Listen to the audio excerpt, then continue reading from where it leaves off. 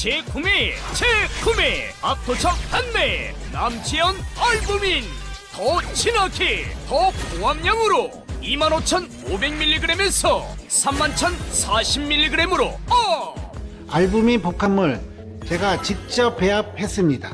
남지연 원창의 알부민 2090 울트라 맥스 간에서 매일 생성되는 알부민 우리 몸속 혈장 단백질의 주요 성분 혈액소 핵심 단백질로 영양소가 몸속 곳곳 제대로 전달되게 하는 영양 배달부 건강 상태 지표물질 알부민 하지만 나이 들면서 알부민 생성 능력 저하 그래서 드셔야 합니다.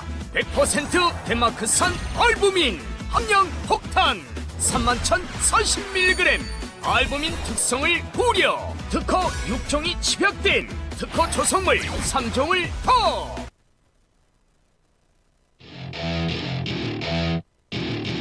Welcome to my party, we're just getting started. A life is a dream or a nightmare scarring. Hand me a drink cause I think I'm gonna party. We're just getting started. A life is a dream or a nightmare scarring. Hand me a drink cause I think I'm going all in.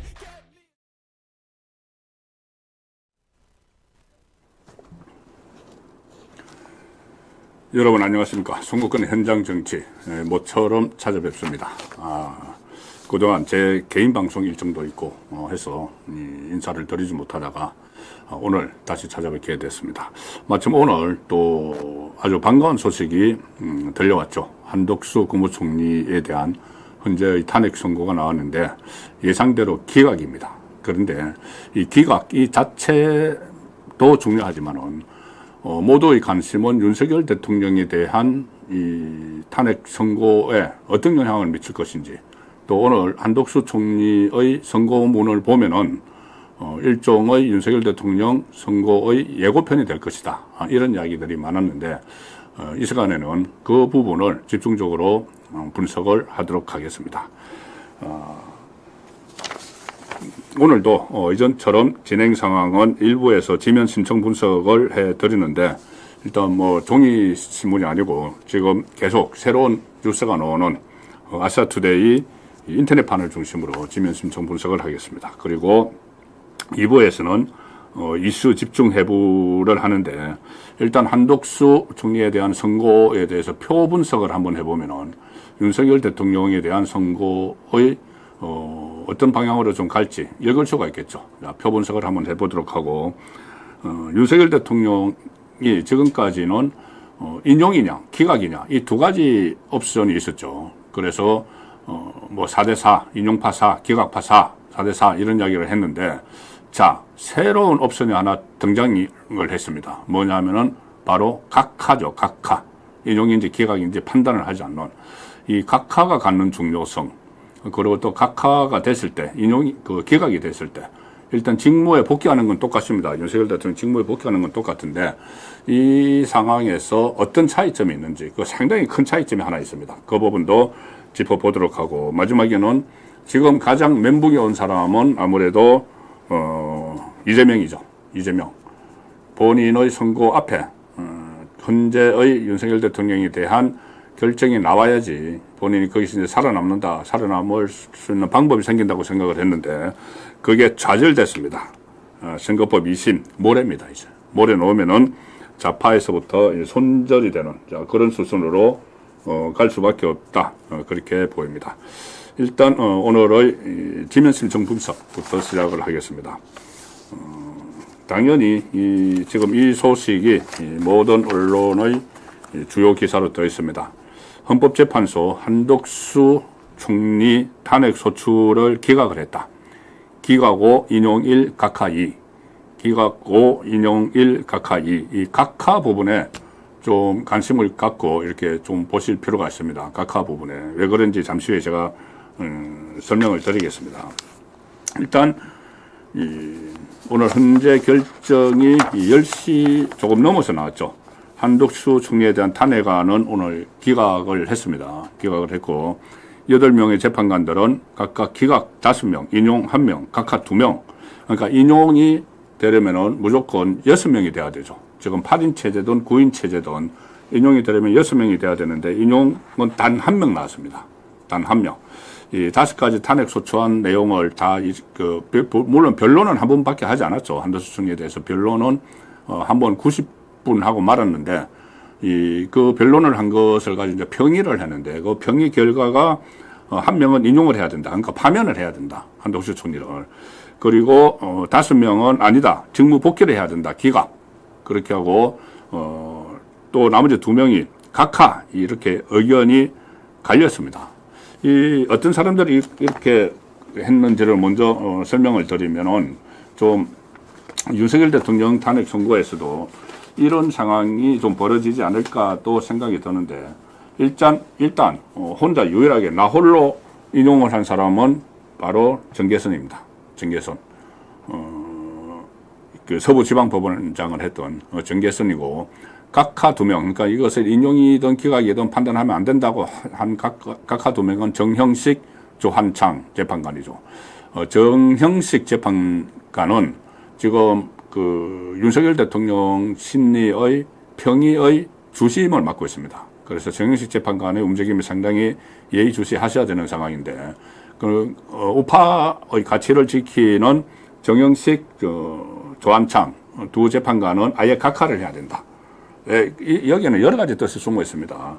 이렇게 무차별적으로 탄핵 발의를 해서 직무 정지를 시키는 여기에 일종의 경종을 울려야 된다는 의미에서도 각하를 해야 된다는 의견이 있었죠. 그리고 오늘 기각해야 된다 5명은 그러니까 파면하면 안 된다는데 여기에 정계선을 제외한 나머지 좌파 성향의 재판관들도 다 오늘 기각적으로 했습니다. 워낙 말이 안 되는 탄핵 발의이기 때문에 그렇죠. 문형배, 이미선, 그리고 정정미, 이 좌파 성향의 3명, 거기다가 김형두, 김형두는 이 중도로 분류가 됩니다. 여기에 또 김복형 우파로 분류가 되는데, 우파 당연히 이제 기각을 해야 된다는 것이고, 같은 우파로 분류되는 2사람은 어디 갔느냐? 바로 각하, 이 선고를 하면 안 된다는 쪽으로 갔습니다. 그래서 결론적으로는 기각이 됐고, 한덕수 총리는 탄핵소추 87일 만에 직무에 복귀를 했는데, 자, 나중에 윤석열 대통령도 마찬가지지만은 총리가 직무에 복귀하는 것은 저기서 주문을 딱 읽는 순간에 정지가 풀립니다. 자, 그러니까 한덕수 총리에 대한 탄핵소추안을 기각한다. 또 딱 말하는 순간에 직무 정지가 풀리죠. 윤석열 대통령도 나중에 그렇게 됩니다. 직무 정지가 풀렸는데 오늘 한덕수 총리 지금 직무를 시작을 했고 지금 각하 의견을 낸 2사람은 왜 그런가 하면은 일단 지난번에 그 한덕수 총리에 대한 탄핵소추안을 본회의에서 192표를 통과를 시켰죠. 192표인데 자 대통령에 대한 탄핵소추안을 통과를 시키려면은 3분의 2가 필요하죠. 그래서 그때 108명 중에서 뭐 12명이 이탈을 해서 윤석열 대통령 탄핵소추안이 통과가 됐죠. 그리고 국무총리에 대한 탄핵소추안을 통과를 시키려면은 3분의 2가 아니고, 과반수. 그러니까는 151석이 넘으면 됩니다.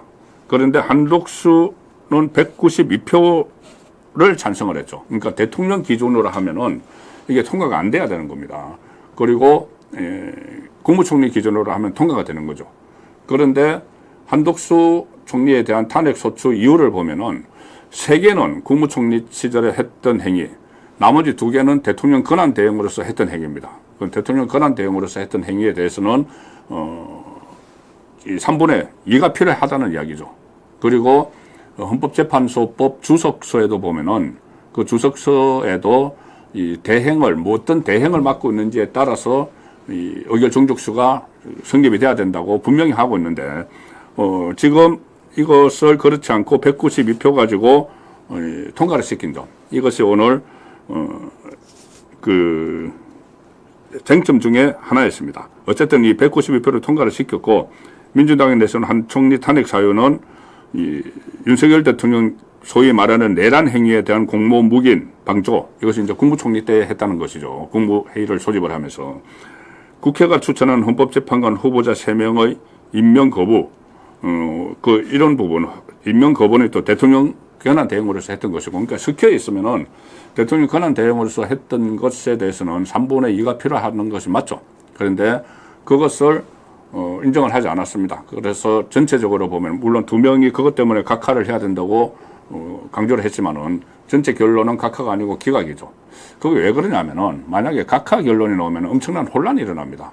그러면은 아예 한덕수 대행에 대한 탄핵 소추를 통과를 시켜서 직무 정지시킨 것이 무효라는 이야기가 되는 거죠. 무효면은 최상무 권한 대행이 했던 행위들은 최상무 권한 대행 자체가 무효가 되는 겁니다. 대행의 대행이.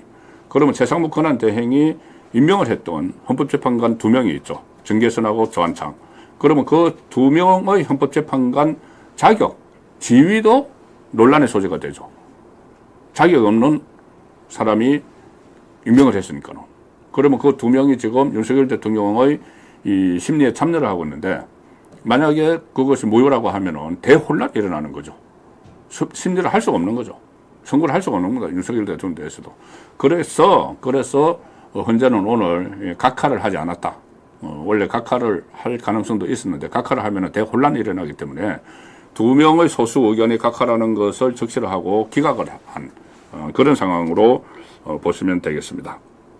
일단 그렇기 때문에 한덕수 총리 탄핵 절차에 문제가 없었다. 이렇게 만약에 문제가 있었다고 하면 큰 혼란이 일어나니까 우원식이 대통령 권한 대행을 맡고 있던 한덕수 총리에 대한 탄핵 소추안을 의결하면서 정족수를 대통령 기존 200석이 아닌 국무위원 기존을 적용을 했는데 여기에 대해서 재판관 6명은 조금 전에 말씀드린 2사람을 제외한 그 정형식 조한청 재판관을 제외한 6명은 대통령 권한 대행은 헌법과 법령상으로 대행자에게 미리 예정된 기능과 가업의 수행을 의미하는 것이지 권한 대행이라는 지위가 새로 창출되는 것이 아니다. 그러니까 한마디로 말해서 탄핵 소추는 본래 신분에 따라서 해야 된다. 국무총리에 따라서 해야 된다. 국무총리 기준으로 해야 된다는 건데 헌법재판소 주석서 그러니까 헌법재판소법을 해석을 해놓은 거기 보면은 분명히 이 의결 종족수는 지금 맡고 있는 직무에 따라서 해야 된다. 지금 맡고 있는 직무, 대통령 권한 대행이라는 직무에 따라서 해야 된다. 이렇게 되어 있기 때문에 이 헌재가 혼란을 피하기 위해서 이 각하를 하지 않고 그 이후로 이 192표를 얻어서 탄핵 그 직무 정지가 된 것이 합당하다, 합법이다. 이렇게 일단 결론을 내린 겁니다. 이 계속 앞으로 논란이 될 수 있는 그 결론을 또 하나 내렸다고도 볼 수 있는 것이죠. 말씀드린 대로 정형식 조한찬 재판관은 여기에 대해서 탄핵에 한 가결에 필요한 의결 종족수를 충족하지 못했다. 자, 그러니까 192는 200석을 넘어야 되는데 그게 안 됐다. 그래서 대통령이 권한을 대행하는 국무총리에 대한 탄핵 소추는 대통령만큼이나 신중하게 행사되도록 해석해야 한다. 그래서 각하 의견을 냈는데 각하는 받아들이지 않고 그 소수 의견으로 이렇게 적시가 됐습니다. 기각 의견을 낸 재판관은 말씀드린 대로 문형배, 이미선, 김영두, 정정미, 김복형 등 5명이고 이 중에서 좌파 성향으로 분류가 되는 사람이 문형배, 이미선, 정정미죠. 그 원래 이제 인용파 넷, 기각파 넷 이렇게 이야기를 했었죠. 그 기준은 이진숙 방통위원장 탄핵을 기각을 할 때 그 기각 쪽에 썼던 4사람 그리고 인용 쪽에 썼던 4사람 근데 인용이 6명이 안 됐기 때문에 기각이 됐죠. 그때 인용 쪽에 썼던 사람이 정계선, 문형배, 이미선, 정정미였는데 그 중에서 이 3명은 이번에 윤석열 대통령 탄핵에 앞서서 탄핵 선고에 앞서서 이 한덕수 총리 탄핵 선고에서 오히려 기각적으로 했습니다. 워낙 건수가 안 되는 거 가지고 민주당이 더 밀었기 때문에 그렇게 되는 것이죠. 그리고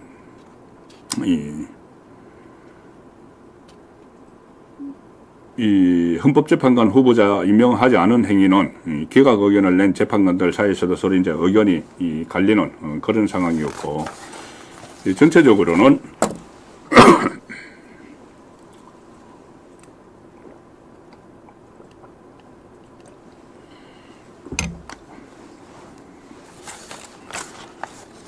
죄송합니다. 탄핵 사유가 안 된다고 해서 기각이 됐습니다. 예, 오늘 두 번째 기면 신청 분석입니다.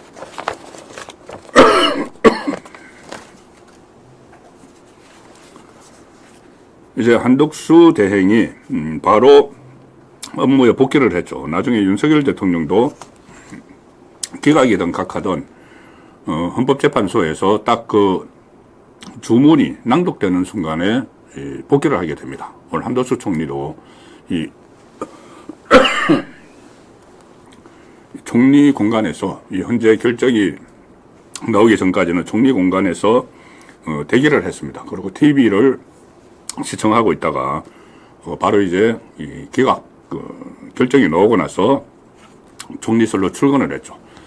출근을 했는데 굉장히 빡빡한 일정을 오늘 보냈습니다.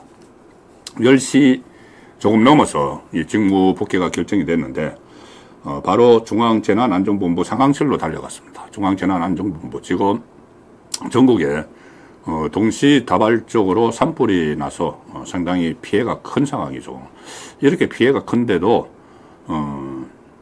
민주당은 계속 최상목 대행 탄핵을 하겠다. 그리고 지금 강화문에 오늘부터 천막 당사를 치고 윤석열 대통령 파면 집회를 지금 하겠다. 이렇게 완전히 국민 생활, 민생을 뿌리친 그런 행보를 하고 있습니다.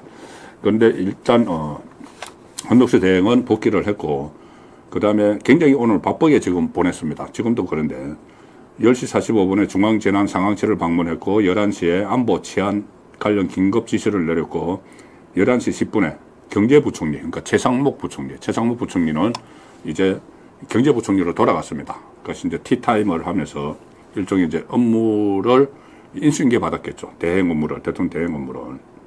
그리고 11시 40분에 대국민 담화를 했고 지금 국무위원 간담회 또 지금은 산불 현장에 가 있는 그러니까 이렇게 할 일이 많은 대통령 권한 대행을 그냥 탄핵을 시켜버린 겁니다. 예. 그래서 이 복귀한 한 대행 오늘 첫 지시는 지면 심층 분석 두 번째입니다. 첫 지시는 전국 산불에 범정부 총력 대응을 지시를 했다. 전국 산불에 대해서 정부 서울청사에 위치한 중앙재난안전상황실 서울 상황센터를 찾아갔습니다. 서울 상황센터를 찾아가서 산불이 완전히 진화될 때까지 기관 간 유기적인 전력 체계를 구축해서 범정부적으로 총력 대응하라 이렇게 지시를 했습니다. 그리고 윤석열 대통령도 이제 복귀를 하면은 뭘 가장 먼저 해야 될까 이런 부분들도 아시아투데이에서 여론조사도 했었죠. 여론조사를 해서 가장 먼저 해야 될 게 뭔지 이런 부분도 아시아투데이 지면에서 소개된 적이 있습니다. 주로 윤석열 대통령이 어떤 개헌 이것도 약속을 했기 때문에 어떤 정치적인 활동도 해야 되지만은 가장 가장 시급하게 해야 될 것은 경제, 민생 경제 살리는 일이었죠. 민생 경제. 지금 경제가 이렇게 엉망이 돼가고 있고 특히 내부 여건도 그렇지만 외부에서 트럼프 미국 행정부 2기가 출범을 하면서 고관세 정책을 밀어붙이는 바람에 상당히 어렵습니다. 어려운 상황에 또 뭐 한국을 민간 국가로 지정을 하고 이런 지경에 있는데도 계속 그것을 전선의 제1선에서 방어를 하고 있는 최상목 대행에 대해서도 이 마은혁을 임명하지 않는다는 그 극좌파 재판관 후보자 마은혁을 임명하지 않는다는 그 이유를 들어서 지금 탄핵을 강행을 하려고 하는 것이 이재명의 민주당입니다. 예, 일단 앞으로 이렇게 되면 윤석열 대통령이 직무에 이제 복귀를 하게 될지 그 부분이 큰 관심사죠. 오늘 여당 의원들도 윤석열 대통령 직무 복귀 조심스럽게 예측을 한다. 그리고 이재명 사퇴해야 된다. 이런 목소리가 쏟아져 나왔습니다. 오늘 지면 신청 분석 세 번째입니다. 여당은 이제 일제히 다 환영의 목소리를 내고 있죠. 윤석열 대통령 복귀를 조심스럽게 예상을 하는, 뭐 조심스러울 것도 없습니다. 잠시 후에 제가 오늘의 이슈 집중 회부 시간에 말씀드릴 텐데 상당히 긍정적입니다. 지금 내용들이 오늘 나온 것은 이제 표 분석을 5대 1대 2로 나왔죠. 5대 1대 2. 이 표 분석을 잠시 후에 제가 해드릴 텐데 복귀 가능성이 상당히 확 올라갔다. 제가 썸네일에서 그렇게 말씀을 드렸죠. 대통령 기각이든 각하든 확률을 확 높였다. 이 한덕수 선거를 정밀 분석을 잠시 후부터 해드리겠습니다. 일단 국민의힘 의원들은 한독수 기각에 대해서 당연한 결과다 이렇게 평가를 하고 지금 30번 최상목 대행까지 하면 30번 줄 탄핵을 이끈 이재명 대표의 사퇴를 요구를 했습니다. 그리고 윤석열 대통령 직무 복귀를 예측을 했는데 오늘 헌법재판소 앞에서 여당 의원들이 기자회견을 했는데 자, 이재명이 얼마나 정략적이고 정략적으로 줄 탄핵을 해왔는지 밝혀졌다. 이렇게 비판을 하면서 다만 그런데 헌재가 한덕수 대행에 대해서 각하가 아닌 기각을 결정한 것은 좀 유감이다. 왜 그러냐면은 각하를 해야지 이게 아직 거리가 안 되는 것들을 자꾸 들이미니까 각하를 해야지 이 줄탄핵, 직무정지를 목적으로 하는 줄탄핵에 대해서 경고가 될 수가 있는 것이죠. 그런데 어쨌든 각하를 하지 않고 기각을 했습니다. 그리고 우원식 국회의장에 대해서도 책임론이 지금 제기가 되고 있습니다.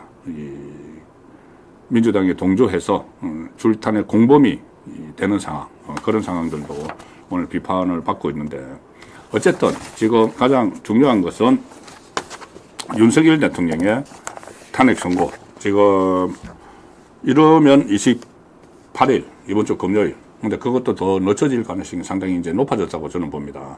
아니면은 4월 초로 넘어갈 윤석열 대통령에 대한 선고가 어떤 영향을 미칠지.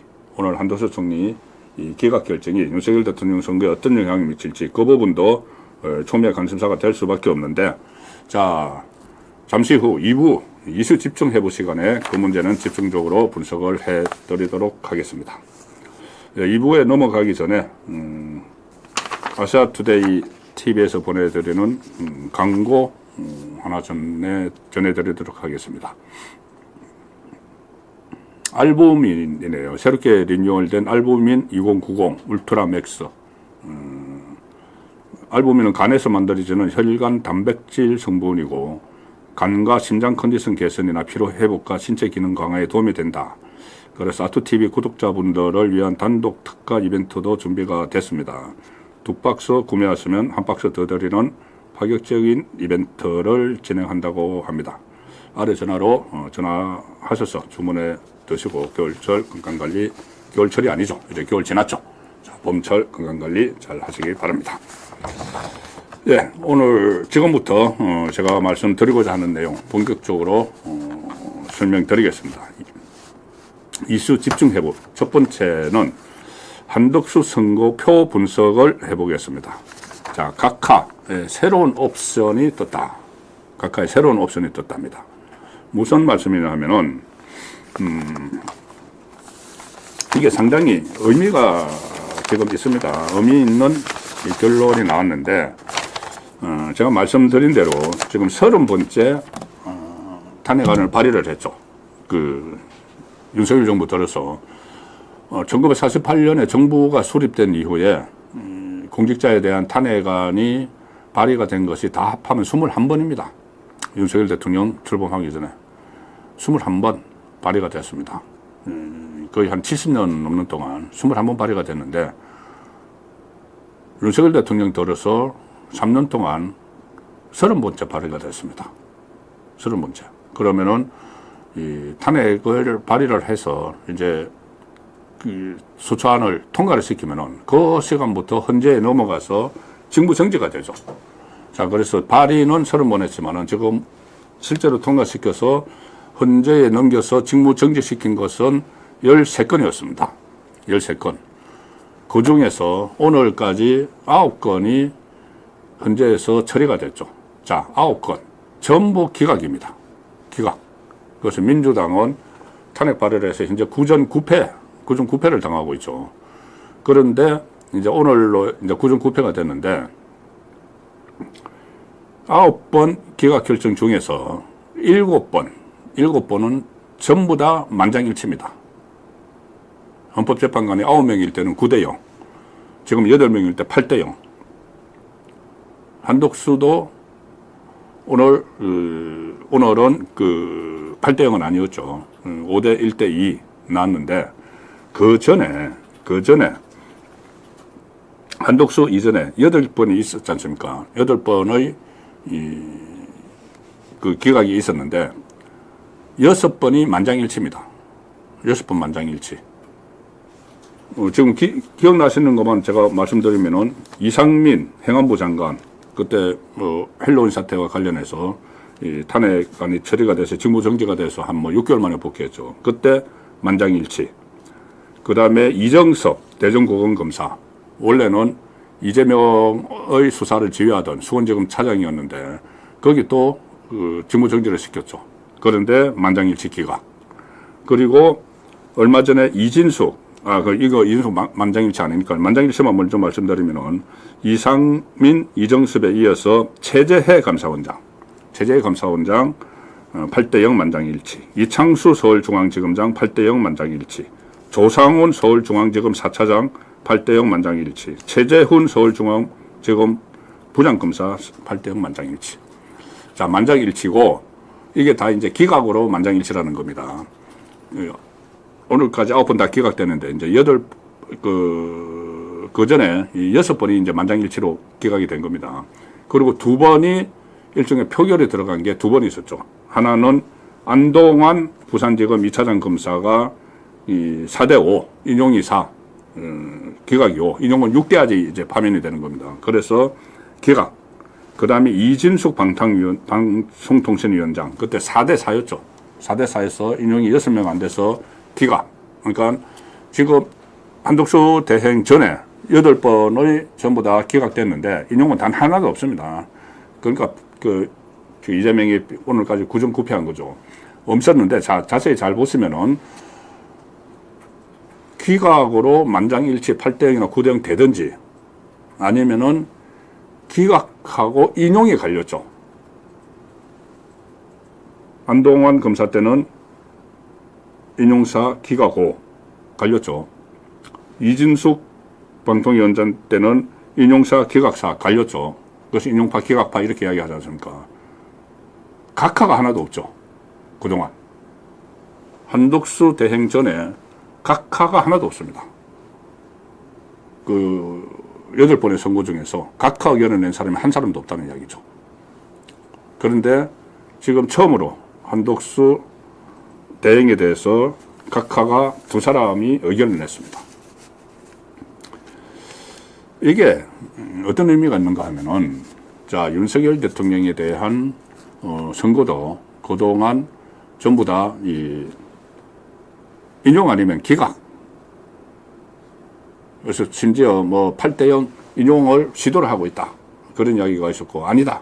기각해서 4대4 구도가 되면은 이진숙 방통위원장처럼 4대4 그거 나오면은 이진숙 방통위원장처럼 기각이 돼서 직무에 복귀한다. 윤석열 대통령은. 그런 분석들을 했죠. 그런데 잘 기억해 보시면 어느 순간에 각하라는 옵션이 새로 끼어듭니다. 각하. 뭐냐면은 각하라는 것은 인용인지 기각인지 결정을 안 하는 거죠. 이 사건 자체가 거리가 아니야.